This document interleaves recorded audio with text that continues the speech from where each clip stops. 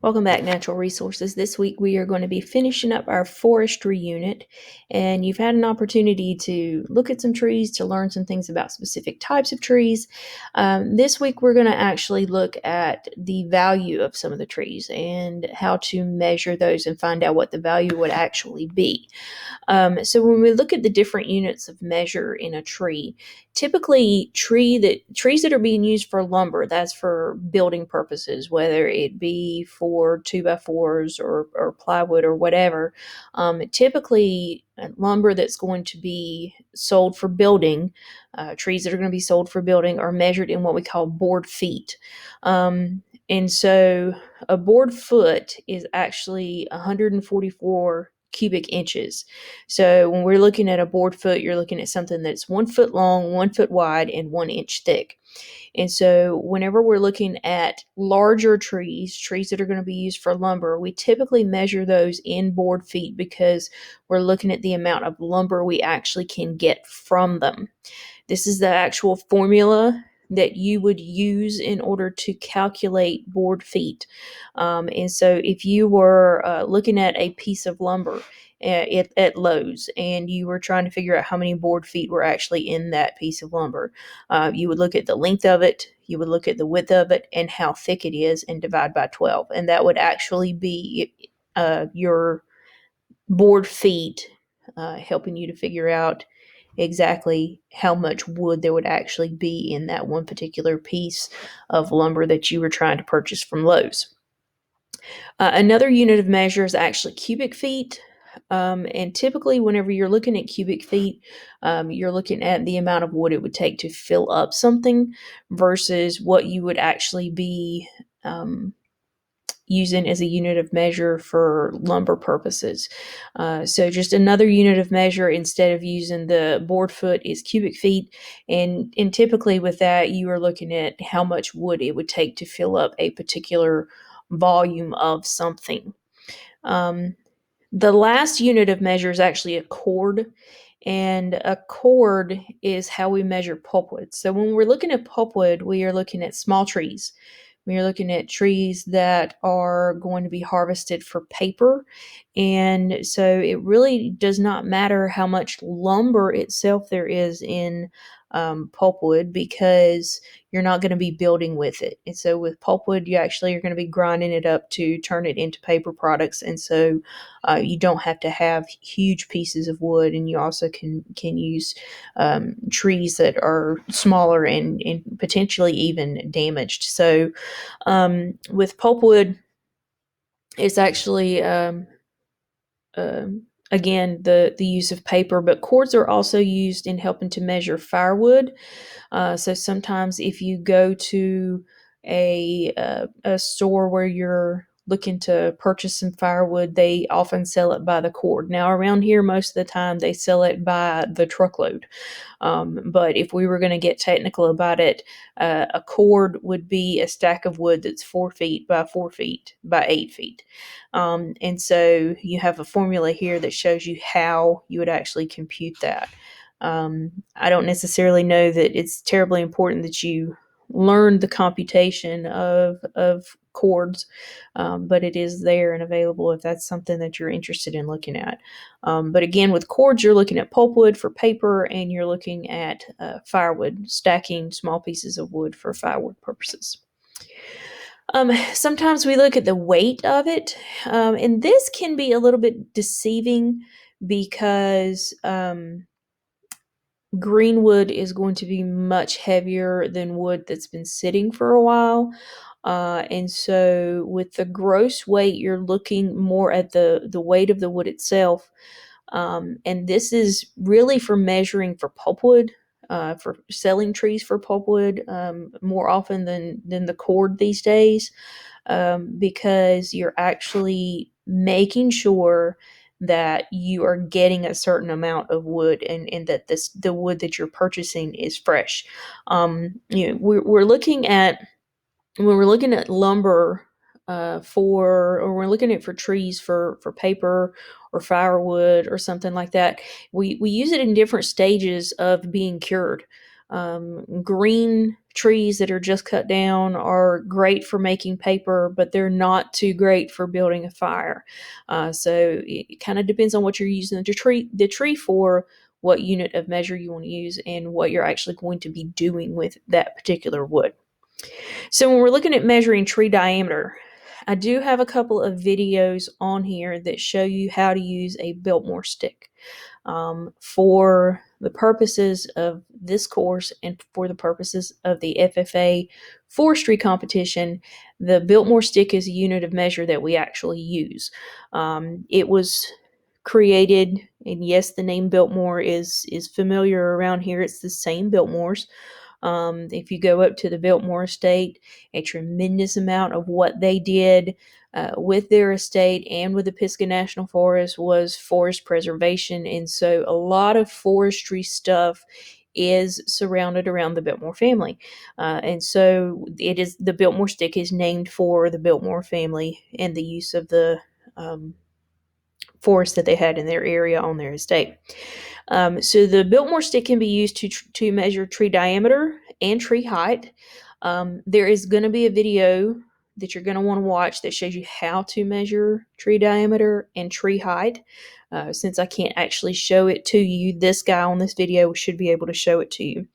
When you're measuring the tree diameter, you typically measure it at about 4.5 feet above the ground.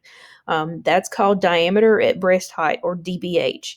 And so the diameter is always measured at the same place on every tree, just to make sure that you are being consistent, that you're not measuring one 10 feet off the ground and one 2 inches off the ground, because it is going to make a difference. So we always measure at 4.5 feet, and we're looking at the diameter at that particular area. Usually it's going to be recorded in 2-inch increments, and you're going to round it to the nearest inch. That tree scale stick or Biltmore stick is going to have measurements every 2 inches, but you can actually kind of round it off to the nearest inch. We can measure diameter also by using what we call a dendrometer. This is going to be a little bit more accurate than a Biltmore stick. A Biltmore stick is great for estimation, but it's not great for accuracy. So this is the Biltmore stick right here. It's not terribly accurate, but it is common. It's quick to use. You have an opportunity to go out and just get a quick measurement and estimate what you see in the forest without getting an exact measurement. You're going to hold the tree 25 inches from your eye, which is actually the length of the tree, and you're going to hold that stick up against the tree at that 4.5 foot DBH. And when you do, you will pull that tree scale stick until it reaches the edge of the tree, and then you can look at the other side and see actually how what the diameter of the tree actually is. For this particular tree, we would be looking at about 6.5 inches in diameter if I were reading this the way that the picture has it set up. Tree calipers are more exact. You're going to actually use these. You're going to place one side of the caliper against the tree, and the other side of the caliper is going to be closed. There's kind of like a spring or a hinge inside the calipers, kind of right here, and you're just going to close the side up, and you will measure the reading by looking at the number that's on that side. So the calipers are going to be a little bit more exact than what you see in a tree scale stick or Biltmore stick. Diameter tape is pretty accurate. We do have one of these, and hopefully at some point with cohorts A and B, we'll have an opportunity to take a look at some of this stuff. The tape is going to be wrapped around the trunk at 4.5 feet tall, and the diameter is read directly on it. There's no calibration or anything like that. The diameter is read strictly from that diameter tape, and it's probably the easiest way to actually get the width of the tree. And you will have, again, that video that shows you how to measure using a Biltmore stick. It's pretty simple once you get the hang of it. Not exactly the most accurate, but it will give you a good idea. Now, as far as measuring tree height, when we're looking at tree height, we only want to measure what's usable in the tree. So if it's not usable because there's disease or there's damage, we don't want to measure that part of the tree. We're only going to measure what actually can be used for lumber purposes. We do call it saw timber whenever it's a um, large tree that's going to be used for lumber. And normally it's got those 16-foot long logs that we typically will use whenever they're going to be cut and harvested. So normally when they're cut and harvested, they're going to be cut into 16-foot merchantable logs, or logs themselves. You might have 8-foot logs, or you might have 32-foot logs, but you want to make sure that you have something that is the proper size for being able to haul off. The height is measured from the height of the stump, or where you would actually cut the tree. Now, obviously, if we're measuring the tree, we haven't cut the tree. So you kind of have to guesstimate where you would cut the tree off at the top. Um, you really don't want a log to be any more narrow than 6 or 8 inches in diameter. So you kind of have to look at the top of the tree and guesstimate where you would actually cut off that particular tree if you were chopping it down. The same thing for pulpwood, except for you're going to look at about 4 inches, because you don't want little bitty saplings, but you want things that are large enough to go out and use for pulpwood purposes. So you're going to figure out where you would cut the tree, kind of eyeballing it, and then that gives you a little bit more accurate reading. You can measure the height by using what's called a hypsometer, and there are several different types of hypsometers. We did purchase a hypsometer before the school year started for the purposes of this course, and so hopefully at some point we'll have an opportunity to work with one of these. We purchased an altimeter, or an altimeter probably is more accurate, but the oldest, most common, least expensive, but also least accurate is going to be the Biltmore stick. And in order to use a Biltmore stick, um, here are the instructions. And I'm not going to try to go through the instructions with you because there's not a tree in front of you and there's not a tree in front of me right now.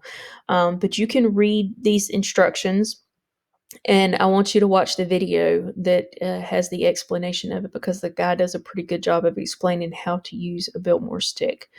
This is kind of what you would look like while you are actually using the Biltmore stick. You would be 66 feet from the tree, and you are guesstimating about where you would cut the tree off at the bottom and at the top, and that stick is going to help you to be able to measure. But that video is going to be much more of a better explanation than what I'm giving right now, because he actually is out in the woods with the Biltmore stick and can show you and give you better directions than what I am right now.